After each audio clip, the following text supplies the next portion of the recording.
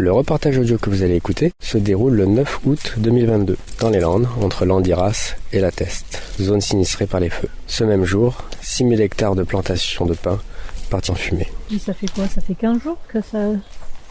Ouais, une quinzaine de jours, ouais. T'as vu, c'est déjà ressorti, c'est fou. Donc là, on a du chêne qui repousse. Tu disais de la molinie. La molinie, là-bas, ouais. Qui est une herbacée. Ouais, il y a des petits ajoncs aussi. Dans une plantation... à peu près quel âge à ton avis? Tu regardes les verticilles, là, donc il y a 1, 2, 3, 4, 5, 6, 7 ans. 7 ans. 1, 2, 3, 4, 5, 6, 7, 8 ans. Hein. Donc là ça a tout brûlé. On voit que le sol est complètement cramé sur plusieurs centimètres. On arrive vite au sable. Donc on est sur une plantation qui fait à peu près 4 mètres de hauteur. Donc c'est vraiment très jeune. Donc le feu il a pas complètement détruit la végétation. En sous-sol ça reprend assez vite. Ça reprend assez vite. Le feu, c'est toujours pareil. En lui-même, c'est pas catastrophique. C'est la fréquence répétée des feux successifs qui pose souci. Quoi. Après, la végétation, elle repart très vite. Mais là, dans le massif landais... Les pins, ils vont les couper, ils vont repartir à zéro. Parce que ça rejette pas. Et c'est une végétation qui s'enflamme très rapidement. Et du coup, tout ça, c'est perdu, quoi. Et tu vois, les chênes vont repousser, mais les résineux... non. Ouais, c'est surprenant que le feuillu reprenne, mais pas le résineux. Lui, il est arrivé là naturellement aussi. Oui. Ouais, alors que les résineux ont été plantés. Ouais. Donc c'est pas la même résilience. Et puis bon, le résineux, il rejette pas de souches. Là, c'est parce que c'est des petites souches et puis il va rejeter. Et c'est tout le souci des milieux anthropisés. Anthropisé, c'est un milieu qui a été manié par l'homme, transformé par l'homme. Qui a été complètement transformé par l'homme. Mais quand c'est terrible. Hein. Ouais. Moi, ça t'en as presque les larmes aux yeux quand tu vois ça. Encore là, c'est de jeunes pousses, donc les plus anciennes, ça va être encore plus impressionnant. Ouais.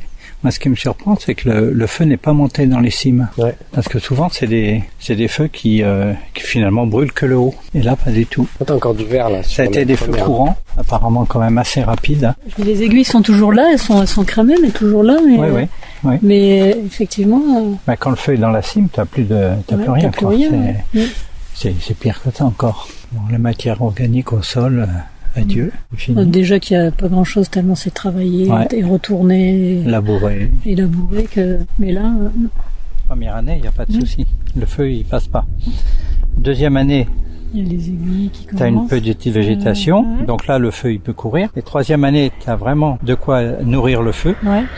Et en plus, comme tu n'as pas beaucoup de végétation, tu as une ventilation qui est importante. Ouais. Tu as les pistes qui sont aussi des zones de ventilation. Mmh.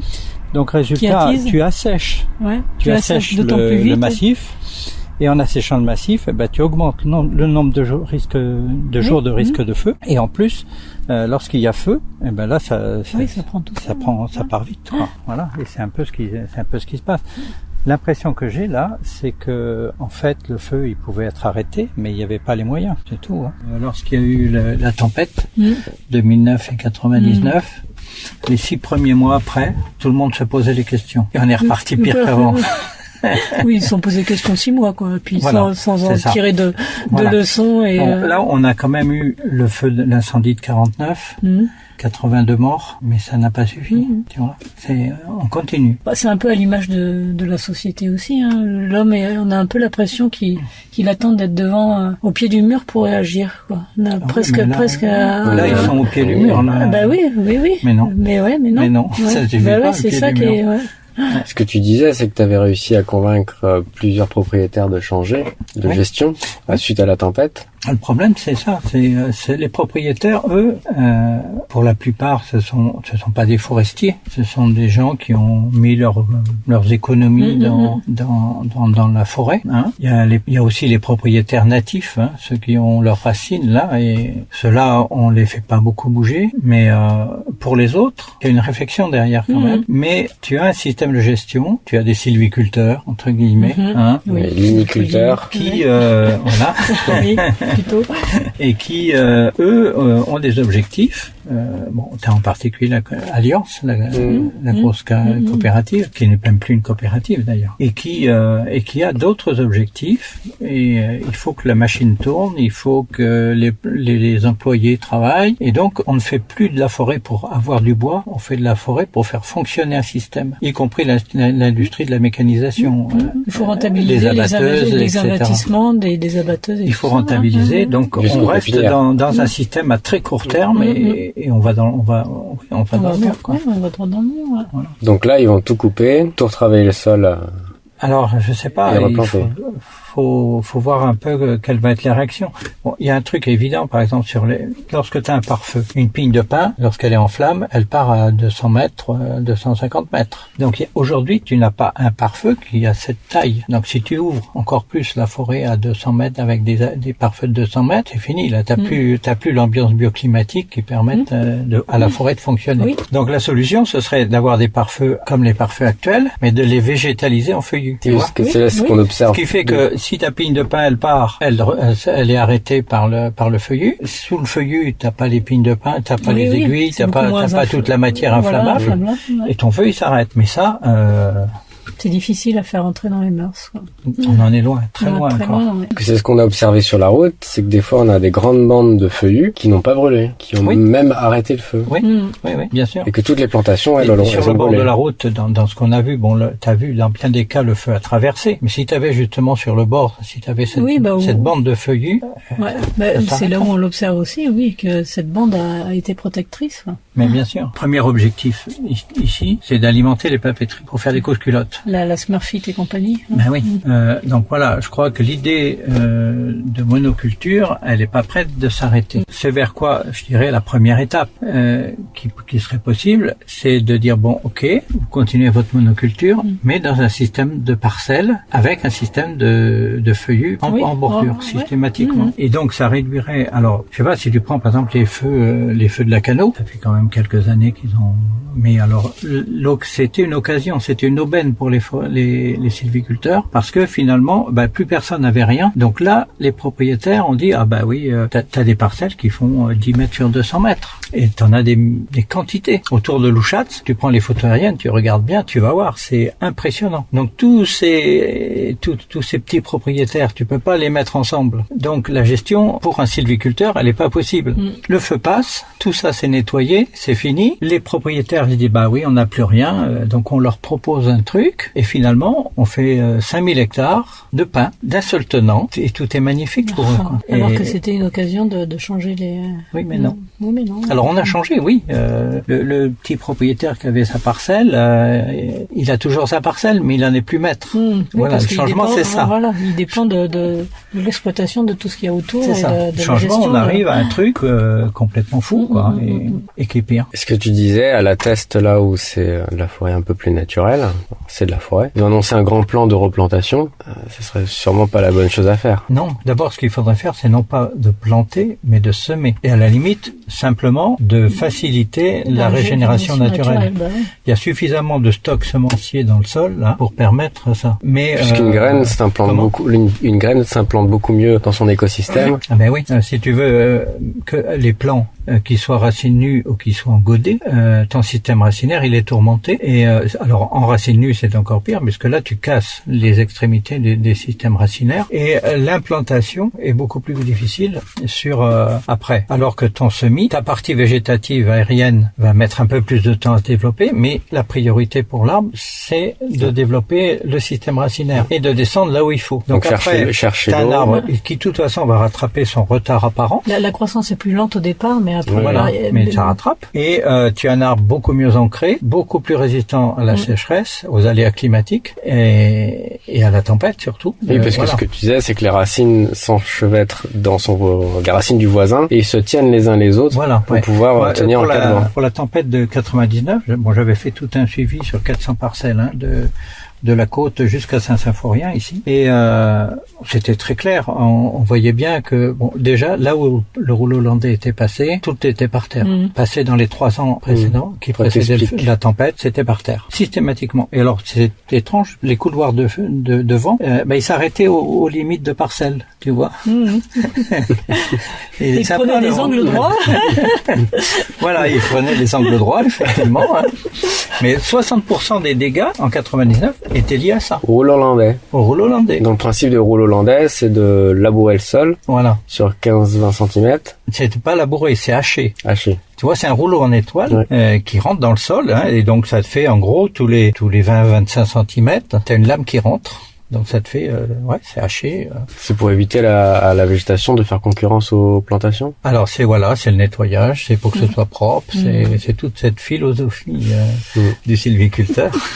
Mais ça coupe aussi les racines des arbres. Et ça coupe le système racinaire des arbres. Donc si dans les 3 ans, c'est le temps pour l'arbre de se reconstituer son système racinaire. Mais de toute façon, pour les branches, les racines maîtresses, t'as un moignon qui se forme au bout de la racine, t'as 2-3 radicelles qui partent, puis c'est fini. Donc ton arbre, de toute façon, il est fragilisé. Il sera pas bien ancré. Alors avant la longueur de lame, c'était 10-12 cm, donc ça correspondait en fait à l'horizon de surface, et les racines maîtresses n'étaient pas touchées. Et maintenant, c'est encore Alors plus que maintenant, profond. on est à des lames qui font 20-25 cm, et là c'est une autre affaire, quoi. Là, on coupe tout. J'ai des photos de racines avec le moignon au bout, là. D'accord. Ouais. Oui, puis je reviens sur les plants naturels, la régénération naturelle. En fait, une plante, elle va pas pousser n'importe où, elle va pousser où elle va trouver les éléments nécessaires à la levée de dormance de sa graine. Bien sûr. Et à sa croissance. Et du coup, elle va pousser dans un environnement qui lui est favorable, et elle sera d'autant plus ancrée, d'autant plus résistante par rapport aux plants qu'on peut introduire. Bien sûr. Donc c'est ça qu'il faut favoriser en premier lieu. Voilà. Alors en plus, maintenant, tu as une sélection génétique sur l'arbre, sur le pin. Oui, oui. Bah, il fait des tests aussi On parle avec du pâté. d'OGM ou pas Alors on n'en est pas au stade, OGM, on est au stade de provenance.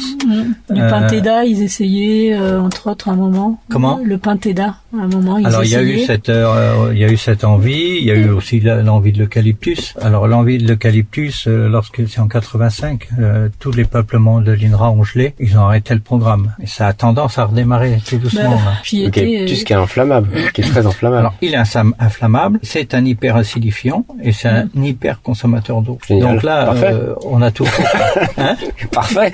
Ben ouais, Pour ouais, l'air. Pour mais cet on a été, là, tout c'est faux, là. nickel. Bon, et puis là, on part sur une guerre. Les écolos nous ont empêchés de faire ci. Oui, C'est par évoqué rapport aujourd'hui. au DFCI, donc des chemins qui sont de la défense des forêts contre les incendies. Donc effectivement, il faut faire des accès pour les pompiers pour rendre oui, les on est forêts d'accord accessibles. là-dessus. La problématique, c'est si tu rends les forêts accessibles, tu les rends accessibles à n'importe qui peut aller provoquer des feux, involontairement ou volontairement. Oui, mais si tu veux, par exemple, tu prends le cas de Luxeuil, un peu plus au sud, je crois qu'on est à 3500 km de piste sur la commune. Ça veut dire que ta forêt, elle est hyper ventilée. Le nombre de jours de feu, de risque de feu, il est énorme. C'est plus gérable, quoi. On est dans l'excès. Les fossés, ils sont, alors, Brémontier avait dit, ne pas faire de fossé de plus de 30 cm, ne pas dépasser la lios.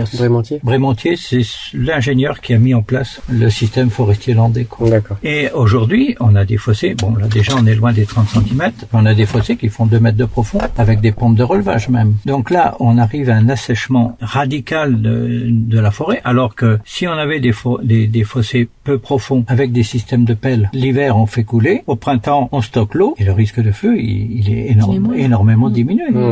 Mais ça aussi, c'est un truc qui rentre pas, quoi. Et le problème, c'est qu'on a des structures comme l'INRA qui vont dans le sens des sylviculteurs. Ils sont complètement verrouillés. Ouais. Les monocultures favorisent aussi la propagation des feux. Bien sûr. Favorisent la sécheresse parce qu'il n'y a pas de sous-étage, il n'y a pas de strate de végétation. Il y a qu'une seule strate arborée. Il n'y a pas de strate arbustive. Il y a une strate herbacée. La strate arbustive, elle est pas toujours très présente. Et même il pourrait même y avoir différentes hauteurs de strate arbustive, mais elle est très peu présente. Et du coup, il y a un manque d'humidité que pourraient apporter ces strates, justement, qui est flagrant dans ces monocultures. Aujourd'hui, on a une végétation héliophile. Uniquement héliophile. C'est la démonstration même que ce n'est pas de la forêt. Oui, la jaune. Ouais, la jaune. Après, on a beaucoup d'éricacées, avec ce qu'on appelle la brande ici, la bruyère à balai, Erica scoparia. On a la bruyère cendrée, on a la bruyère ciliée, on a la bruyère la tétralix à 4 angles. Ça, c'est suivant les milieux plus ou moins secs mais c'est de la végétation elle aussi très acidifiante. On a un peu de bourdaine, on a du chêne tausin par endroits, un peu en sous-étage. Ouais. Et donc tu disais, Jacques, que on avait un certain nombre de départs de feu en plantation dans cette zone-là de l'Andiras, et on avait un autre certain nombre de départs de feu sur la Teste, mais pas le même nombre d'interventions de pompiers. Alors, sur la forêt usagère, donc la forêt usagère, elle est coupée en deux. T'as la partie nord qui est encore la forêt usagère. Qu'est-ce que t'appelles la forêt usagère? Alors, la forêt usagère, c'est quelque chose qui date du XVe siècle, qui bénéficie d'un statut particulier. Il y a des accords entre les propriétaires et la commune. Par exemple, si tu habites la commune, tu as le droit d'aller chercher du bois pour construire ta maison sur cette forêt, avec une négociation avec les propriétaires, bien sûr. Et par contre, le bois doit être scié sur la commune. Et il y a toute une gestion qui tourne autour de ça. Et là, c'est une forêt qui n'est pas nettoyée, donc tu as la stratification dont tu parles. Et plus au sud, tu as l'autre partie de la forêt qui, elle, est passée sous gestion ONF. Elle est bien nettoyée. Elle est propre, très propre.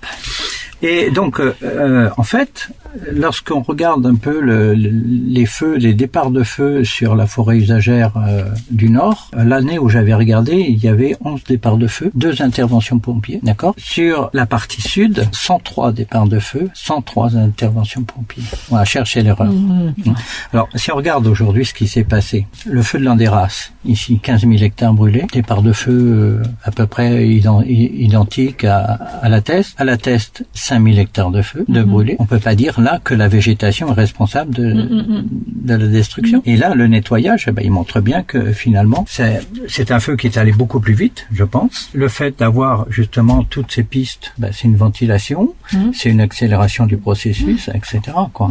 On est dans un système qui n'arrive pas à faire le bilan de ces erreurs et on n'avancera pas, quoi. Tant qu'on en sera là, tout le système institutionnel cautionne ça aussi. Oui, voilà, c'est ça aussi le souci. Je te disais tout à l'heure, le colonel du SDIS m'avait dit, oui, c'est vrai, tu as raison, le risque est beaucoup moindre dans la forêt usagère. En plus. Mais si un jour, je dis, mais quel jour? Le jour où quelqu'un mettra, je sais pas moi, 100 litres d'essence pour allumer un feu. Là, oui, ça peut partir. Mais même là, dans les deux cas, c'est parti quand même. L'alerte a été donnée tout de suite. Malheureusement, personne n'a pu l'arrêter, quoi.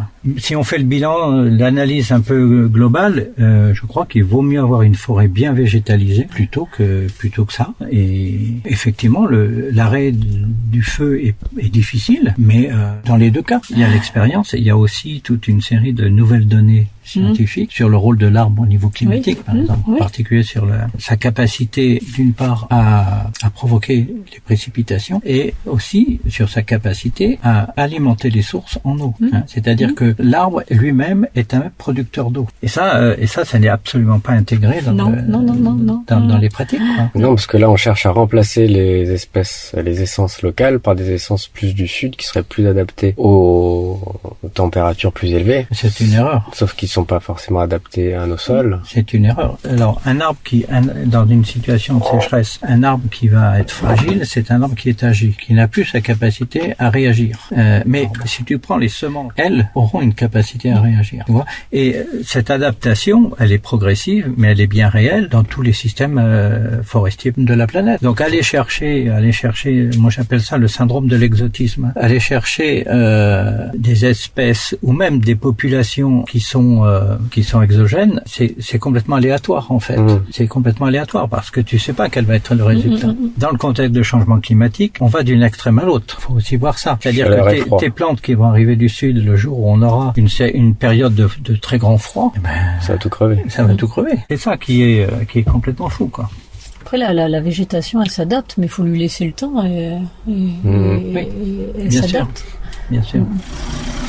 Parce que là, on voit on pense à la production de bois, on voit ce qu'il y a à l'extérieur, mais on voit pas le système racinaire et l'implantation de ces arbres exotiques dans le sol, mais aussi leur interaction avec les espèces animales et insectes. Oui, après il y a tout le fonctionnement de la forêt qui est absolument pas pris en compte. Par exemple, là, ici, le premier problème au niveau sanitaire, c'est la chenille processionnaire. Il y a là aussi un truc intéressant, c'est que quand tu prends les photos satellites au moment des attaques de la chenille processionnaire, eh bien les attaques, elles sont où? Elles sont sur les zones où tu n'as pas de feuillus. Là où tu as du feuillu, tu n'as pas d'attaque, ou très peu. C'est, on va dire, économiquement supportable. D'accord? Alors ça s'explique de façon très simple, c'est que tu as des super parasites, en particulier les taquinaires et les cnomones, qui eux peuvent aller jusqu'à détruire 80.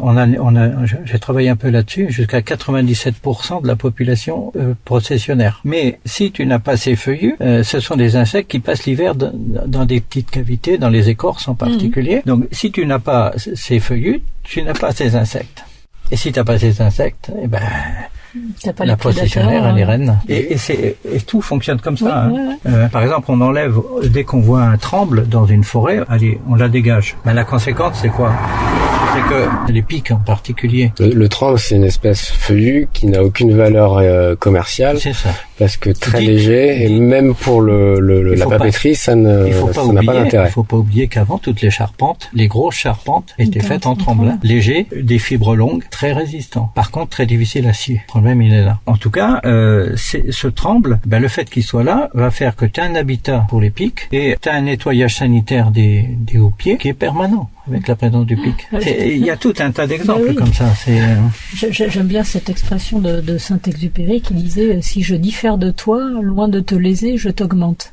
Plus on est différents les uns des autres, plus on s'enrichit. Et dans la forêt, pour moi, c'est pareil. Plus elle a des espèces variées, plus elles s'enrichissent entre elles, et plus elle est résiliente et plus elle est résistante. Et là, on fait tout l'inverse, quoi. On crée une forêt monospécifique et ce sont des milieux pauvres. Oui, bien sûr. Et on voit bien, de toute façon, on pénètre dans une plantation. Nous, on fait des relevés botaniques sur nos placettes. Quand on est en plantation, on atteint les 10-15 espèces.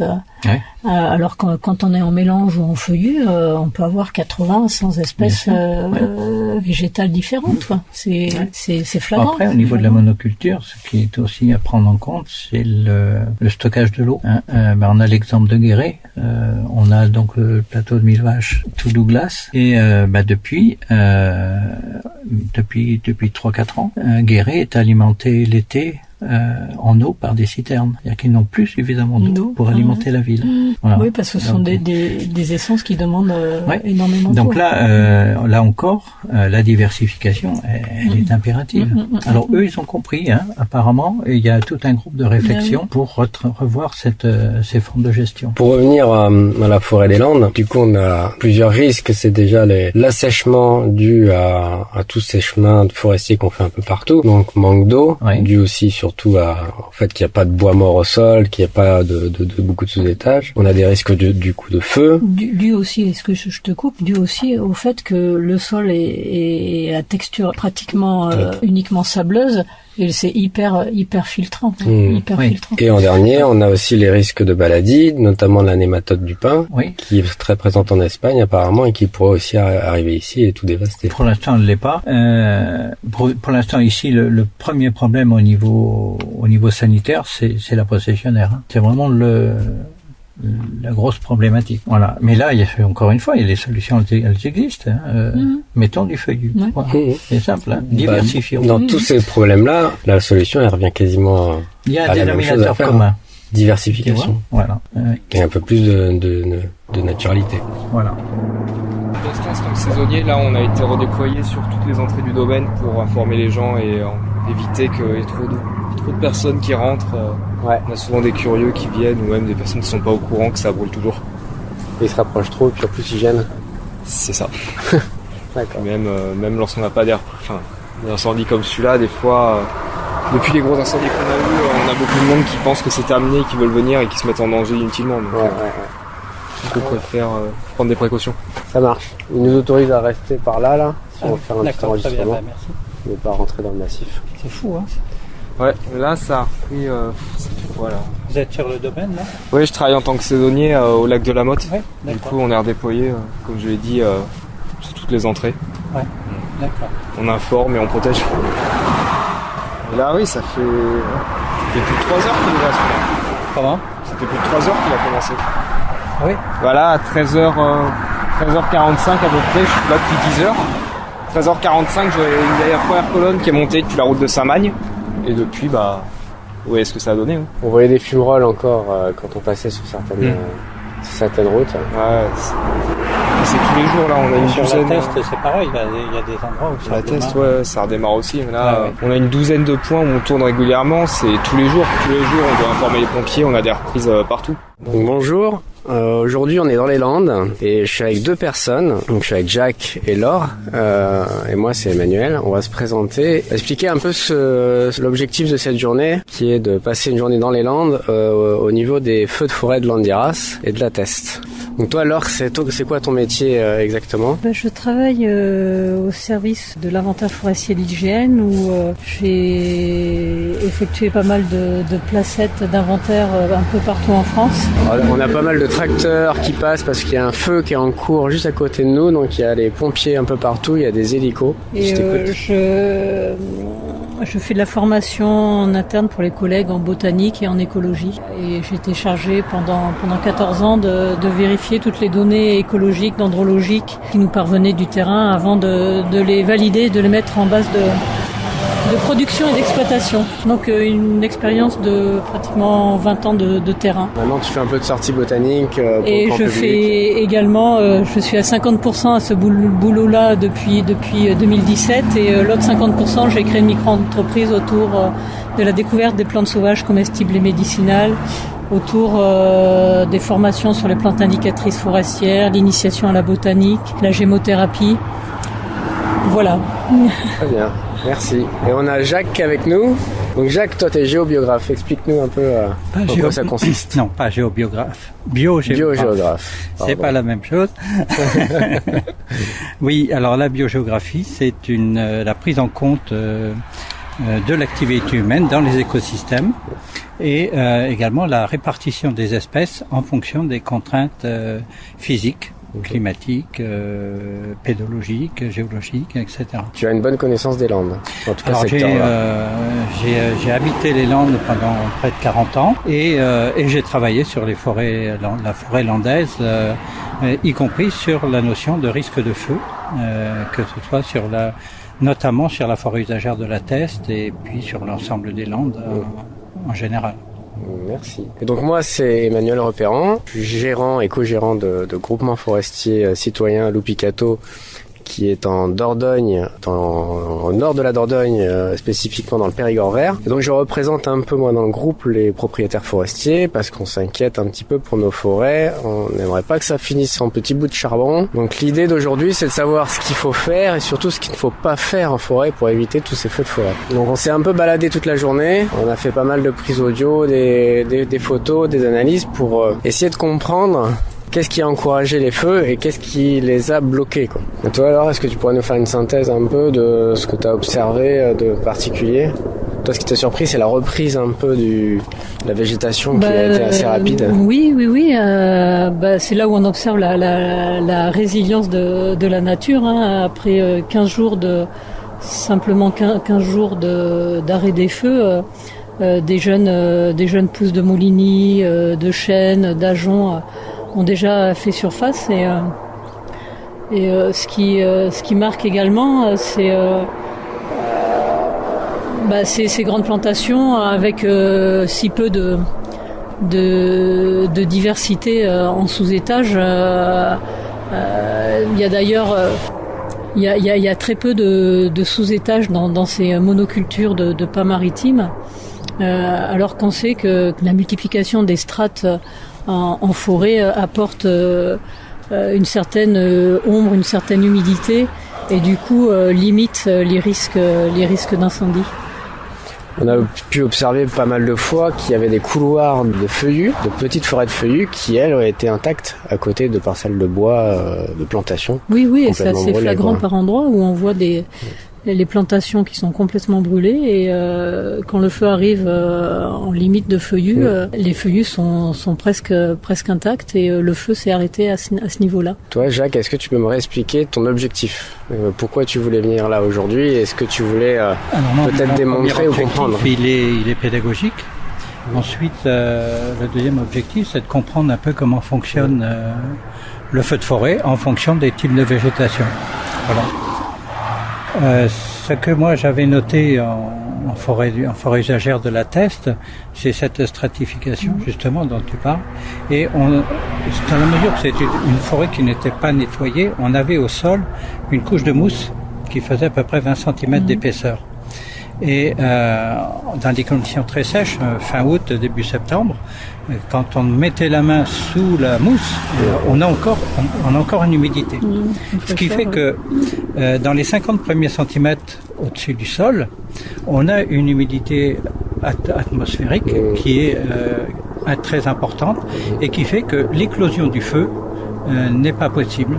À moins d'y mettre des litres d'essence, bien sûr. Hein. Mais dans des conditions normales, l'éclosion du feu n'est pas possible. Donc, moi, en tant que représentant des propriétaires forestiers, en tout cas en Dordogne, qu'est-ce que nous, on devrait faire déjà ou ne pas faire sur nos parcelles pour essayer de prévoir d'éventuels feux de forêt. Notamment, on veut faire déjà des cloisonnements pour pouvoir exploiter un minimum, faire un minimum de sylviculture dans nos bois. Ça permettra aussi aux pompiers d'accéder peut-être plus facilement en cas de feu. Ouais.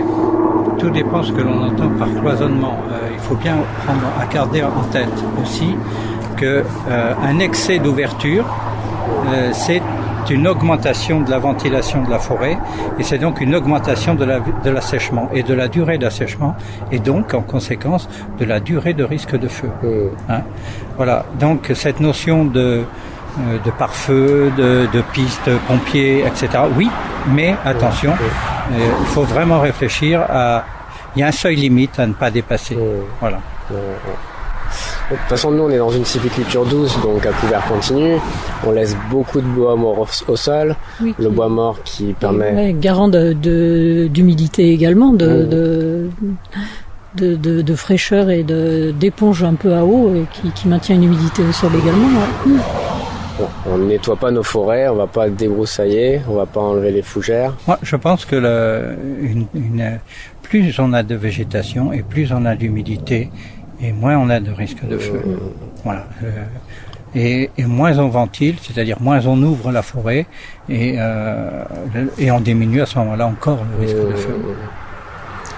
L'idéal, c'est de maintenir une diversité dans les forêts du groupement, du moins ne pas la diminuer en tout cas, et essayer de maintenir ce qu'il y a et d'enrichir même si c'est possible.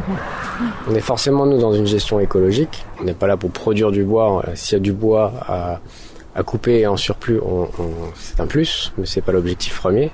Après, c'est très différent de ce qu'on voit ici dans les Landes. On est dans du productif poussif. Mais je crois qu'il y a un juste milieu. Si tu as une forêt diversifiée, irrégulière, pour prendre le terme technique, avec une diversité d'espèces, avec une diversité en classe d'âge, tu améliores ta qualité des bois et tu améliores aussi ta productivité. C'est-à-dire qu'un système de monoculture est moins productif qu'un système forestier irrégulier. Voilà. Après, ce qui est important, c'est de trouver le juste milieu entre les deux. Tout le monde a besoin de bois, que ce soit du bois de chauffage. Tout le monde veut construire des maisons en bois aujourd'hui. Il y a une réalité qui est là. Il y a un besoin. À mon avis, on ne peut pas aller contre non plus, mais il y a des stratégies à mettre en œuvre pour justement réduire cette notion de risque. Très bien. En tout cas, on espère que tous ces conseils auront pu aider les gens qui nous écoutent. On s'excuse du bruit, des nombres de voitures qui passent parce qu'on ne peut plus avancer à cause des feux. Donc on s'est arrêté pour faire le dernier enregistrement et puis retourner en Dordogne. Merci Jacques, merci Laure. Merci à toi. Merci.